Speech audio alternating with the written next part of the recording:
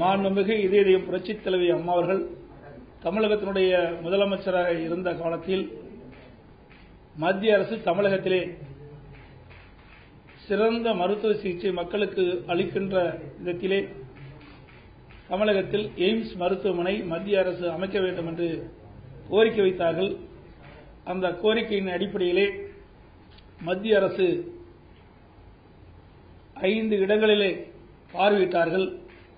செங்கல்பட்டு, 2வது மதுரை, 3வது செங்கிப்பட்டி, 4வது பெருந்துறை, 5வது புதுக்கோட்டை ஆகிய 5 இடங்களிலே மத்திய குழு பார்வையிட்டு தற்போது மதுரையிலே எய்ம்ஸ் மருத்துவமனை அமைக்கப்படும் என்ற ஆணையை நம்முடைய சுகாதாரத்துறை செயலாளர்களுக்கு இன்றைய தினம் அனுப்பப்பட்டிருக்கின்றது.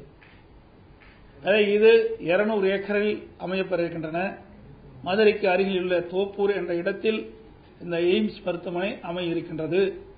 இதில் 750 படுக்கை வசதியுடன் கூடிய நவீன மருத்துவமனை, 100 MBBS இடங்கள் இதில் உருவாக்கப்படுகின்றன.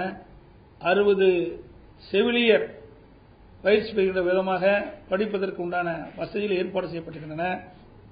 அதோடு இந்த எய்ம்ஸ் மருத்துவமனை சுமார் 1500 கோடி ரூபாய் மதிப்பீட்டில் உருவாக்கப்பட இருக்கின்றது என்பதை தெரிவித்துக் கொள்கின்றேன்.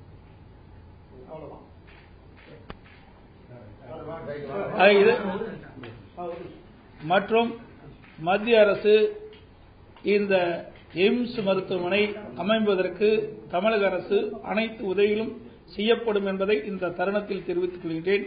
அதோடு எய்ம்ஸ் மருத்துவமனை அமைப்பதற்கு ஆணையிட்ட மாண்பு பாரத பிரதமர் அவர்களுக்கு என்னுடைய மனமார்ந்த நன்றியை எனது சார்பாகவும் தமிழக மக்களின் சார்பாகவும் அவருக்கு தெரிவித்துக் கொள்கின்றேன். இதை விரைந்து செயல்பட்ட மத்திய சுகாதாரத்துறை அமைச்சர் அவர்களுக்கும் என்னுடைய நன்றியும் தமிழக மக்களுடைய நன்றியும் தெரிவித்துக் கொள்கின்றேன்.